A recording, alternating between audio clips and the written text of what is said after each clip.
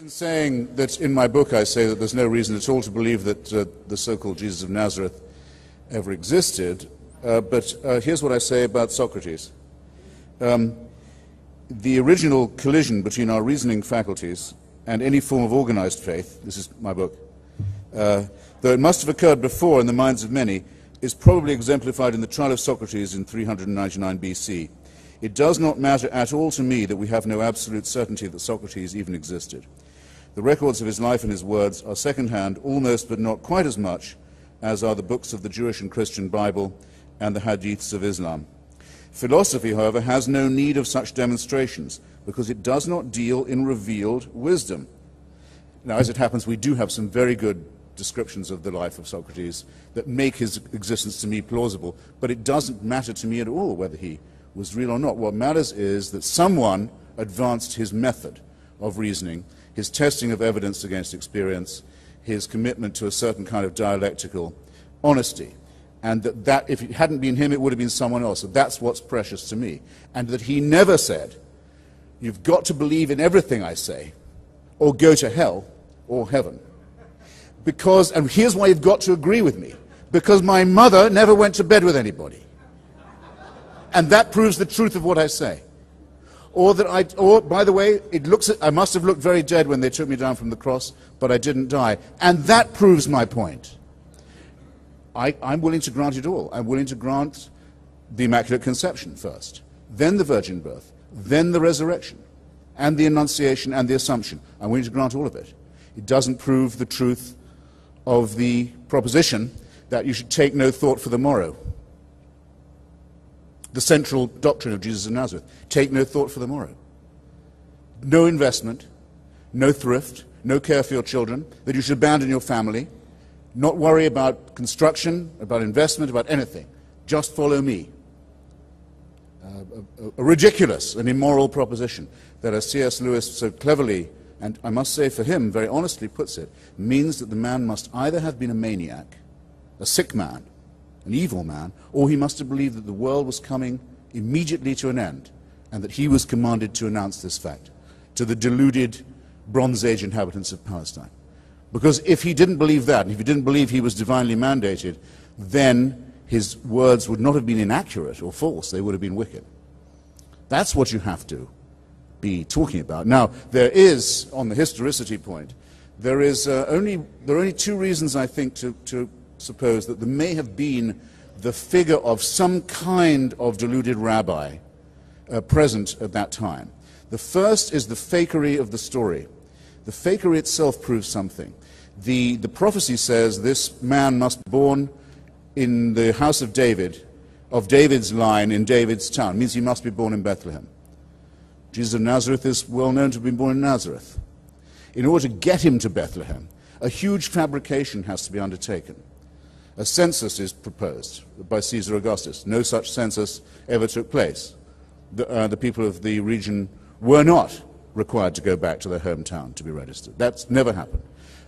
Quirinius was not governor of Syria in that year, as the Gospels say. None of the story of the Nativity is true in any detail, and not one of the Gospels agrees with each other on this fabrication. But the fabrication itself suggests something. If they were simply going to make up the whole thing, and there'd never been any such person, then why not just have him born in Bethlehem right there and leave out the Nazarene business? So the very falsity of it, the very fanatical attempt to make it come right, suggests that yes, there may have been a charismatic, deluded individual wandering around at that time. But which is most impressive to you? The fantastic fabrications, the unbelievably inane and inarticulate preachments, or the inconsistencies in the story? You could mention another thing about the resurrection. Most of the witnesses to this are women, illiterate, stupid, deluded, hysterical females, of the kind who in a Jewish court at that time would have had about as much chance of being listened to as they would in an Islamic court today. What religion that wants its fabrication to be believed is going to say, you've got to believe it, because we have some illiterate, hysterical girls who said they saw this? No, it's impressive to me. It's impressive to me that the evidence is so thin, and is so hysterical, and is so feeble, and is so obviously, strenuously cobbled together, because it suggests that something was going on. There was some character. And I don't want to, therefore, to profane those who think that no, that there must have been something, and say, no, there was nothing. This is not a whole cloth fabrication, but it is a very human and very intelligible and very pitiable, I think,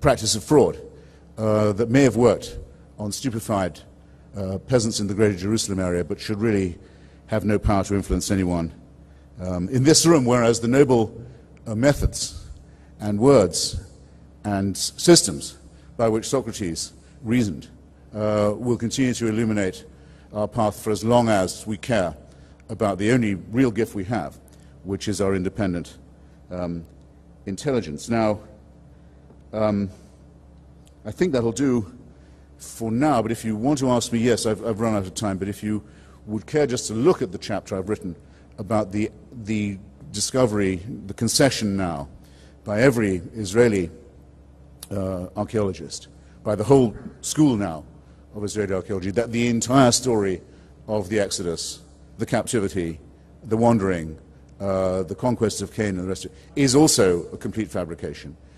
You will see a perfect collision between the two things that do allow us to make progress as scholars and intellectuals: the weighing of evidence against interest.